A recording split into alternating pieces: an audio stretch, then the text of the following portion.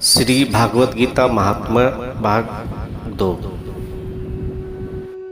श्रीमद् भागवत गीता का यह दूसरा अध्याय है और इसे ज्ञान योग के नाम से जाना जाता है। वास्तविकता में यह दूसरा अध्याय एक प्रकार से पूरी गीता का एक संपूर्ण परिचय है। इसमें आने वाले सभी अध्यायों के विषय में बताया गया है। श्री भगवान कहते हैं, प्रिय, अब दूसरे अध्याय के महात्म्य बतलाता हूँ। दक्षिण दिशा में वेता ब्राह्मणों के पुरंदरपुर नामक नगर में देव शर्मा नामक एक विद्वान ब्राह्मण रहता था। वह अतिथियों की सेवा करने वाला, स्वाध्यायशील, वेद शास्त्रों का विशेषज्ञ, यज्ञों का अनुष्ठान करने वाला और तपस्वियों के सदा ही प्रिय था। उसने उत्तम द्रव्यों के द्वारा अग्नि में हवन करके दीर्घ काल तक देवताओं को तृप्त किया, किंतु उस धर्मात्मा ब्राह्मण को कभी सदा रहने वाली शांति नहीं मिली। वे परम कल्याणमय तत्व का ज्ञान प्राप्त करने की इच्छा से प्रतिदिन प्रचुर सामग्रियों के द्वारा सत संकल्प वाले तपस्वियों की सेवा करने लगा। एक दिन इस प्रकार शुभ आचरण करते हुए उसके समक्ष एक त्यागी संत प्रकट हुए। वे पूर्ण अनुभवी शांतचित्त थे। निरंतर परमात्मा के चिंतन में संलग्न होकर वे सदा आनंद विभोर रहते थे। उन नित्य संतुष्ट तपस्वी संत को शुद्ध भाव से प्रणाम करके देव शर्मा ने पूछा, महात्मन, मुझे सदा रहने वाली शांति कैसे प्राप्त होगी? तब उन आत्मज्ञानी संत ने कहा, ब्राह्मण, 100 ग्राम का निवासी मित्रवान जो बकरियों का चरवाहा है, वही तुम्हें उपदेश देगा। यह सुनकर देव शर्मा ने महात्मा के चरणों की वंदना की और 100 ग्राम के लिए चल दिए। समृद्धशाली 100 ग्राम में पहुंचकर उसने उत्तर भाग में एक विशाल वन देखा। उसी वन में नदी के किनारे एक शिला पर मित्रवान बैठा था। उसके नेत्र आनंद से निश्चल हो रहे थे। वह अपलक दृष्टि से देख रहा था। वह स्थान आपस का स्वाभाविक वैर छोड़कर एकत्रित हुए परस्पर विरोधी जंतुओं से घिरा था। जहाँ उद्यान में मंद मंद वायु चल रही थी, मृगों के झुंड शांत भाव से बैठे थे और मित्रवान दया से भरी हुई आनंद विभोर दृष्टि से पृथ्वी पर मानो अमृत छिड़क रहा था। इस रूप में उसे देखकर देव शर्मा का मन प्रसन्न हो गया। वे उत्सुक होकर बड़ी विनय के साथ मित्रवान के पास गया। मित्रवान ने भी अपने मस्तक को झुकाकर देव शर्मा का सत्कार किया। तदनंतर विद्वान ब्राह्मण देव शर्मा के अनन्य चित्त से मित्रवान के समीप गया और तब जब उसके ध्यान का समय समाप्त हो गया, तब देव शर्मा ने पूछा, महाभाग, मैं आत्मा का ज्ञान प्राप्त करना चाहता हूँ। मेरे इस मनोरथ की पूर्ति के लिए मुझे किसी उपाय का उपदेश कीजिए जिसके द्वारा परम सिद्धि की प्राप्ति हो सके। देव शर्मा की बात सुनकर एक क्षण तक कुछ विचार करने के बाद मित्रवान ने कहा, महानुभाव, एक समय की बात है, मैं वन के भीतर बकरियों की रक्षा कर रहा था। इतने में ही एक भयंकर बाघ पर मेरी दृष्टि पड़ी जो मानो सबको खा लेना चाहता था। मैं मृत्यु से डरता था, इसलिए बाघ पाते देख बकरियों के झुंड को आगे करके वहां से भाग चला। किंतु एक बकरी तुरंत ही सारा भय छोड़कर नदी के किनारे उस बाघ के पास चली गई। फिर तो बाघ भी द्वेष छोड़कर चुपचाप खड़ा हो गया। बाघ को इस अवस्था में देखकर बकरी बोली, बाघ, तुम्हें तो उत्तम भोजन प्राप्त हुआ है। मेरे शरीर से मांस निकालकर प्रेम पूर्वक खाओ ना। तुम इतनी देर से खड़े क्यों हो?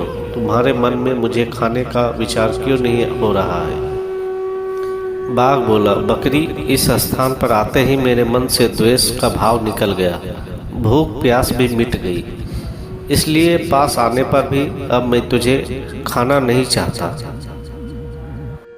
तब बकरी बोली, ना जाने मैं कैसे निर्भय हो गई हूँ। यदि तुम जानते हो तो बताओ, इसका क्या कारण हो सकता है? बाघ ने कहा, मैं भी नहीं जानता। वहीं सामने एक वृक्ष की शाखा पर एक बंदर था। चलो सामने उस वृक्ष पर बैठे बंदर से पूछते हैं। ऐसा निश्चय करके वे दोनों वहां से चल दिए। उन दोनों के स्वभाव में यह विचित्र परिवर्तन देखकर मैं बहुत विस्मय में पड़ गया।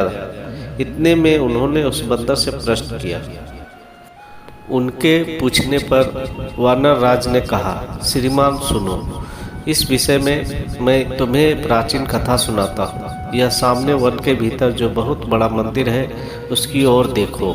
इसमें ब्रह्मा जी का स्थापित किया हुआ एक शिवलिंग है।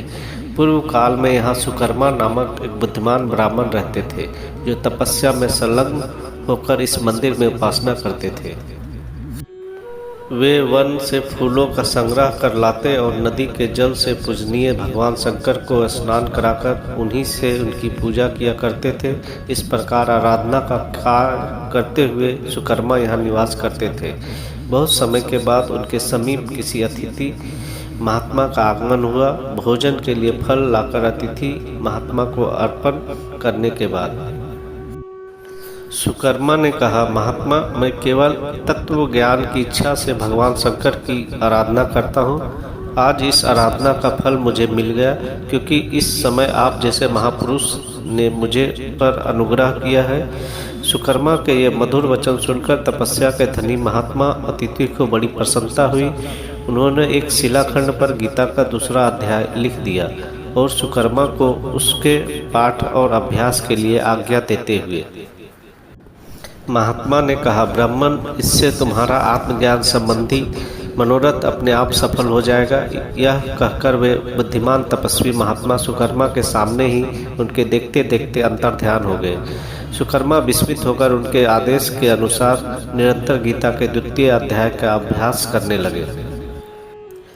तदनंतर दीर्घकाल के पश्चात अंतःकरण शुद्ध होकर उन्होंने आत्मज्ञान की प्राप्ति हुई। फिर वे जहाँ जहाँ गए वहाँ का तपोवन शांत हो गया। उनमें सर्दी, गर्मी और राग द्वेष आदि की बाधाएं दूर हो गई। इतना ही नहीं, उन स्थानों में भूख प्यास का कष्ट भी जाता रहा तथा भय का सर्वथा अभाव हो गया। यह सब द्वितीय अध्याय का जप करने वाले सुकर्मा ब्राह्मण की तपस्या का ही प्रभाव को समझो। मित्रवान कहता है, वानर राज के इस प्रकार बताने पर मैं प्रसन्नतापूर्वक बकरी और बाघ के साथ उस मंदिर की ओर गया। वहां जाकर शिलाखंड पर लिखे हुए गीता के द्वितीय अध्याय को मैंने देखा और पढ़ा। उसी का अध्ययन करने से मैंने तपस्या का पार पा लिया है। अतः भद्र पुरुष, तुम भी सदा द्वितीय अध्याय का ही अध्ययन किया करो। ऐसा करने पर मुक्ति तुमसे दूर नहीं रहेगी। श्री भगवान कहते हैं, प्रिय मित्रवान के इस प्रकार आदेश देने पर देव शर्मा ने उसका पूजन किया और उसे प्रणाम करके पुरंदरपुर की राह ली। वहाँ किसी देवालय में पूर्वकता आत्मज्ञानी महात्मा को पाकर उन्होंने यह सारा वृत्तांत निवेदन किया और सबसे पहले उन्हीं से द्वितीय अध्याय को पढ़ा। उनसे आदेश पाकर शुद्ध अंतःकरण वाले देव शर्मा प्रतिदिन बड़ी श्रद्धा के साथ द्वितीय अध्याय का अध्ययन करके ब्रह्म ज्ञान में लीन होकर परम पद प्राप्त हुआ।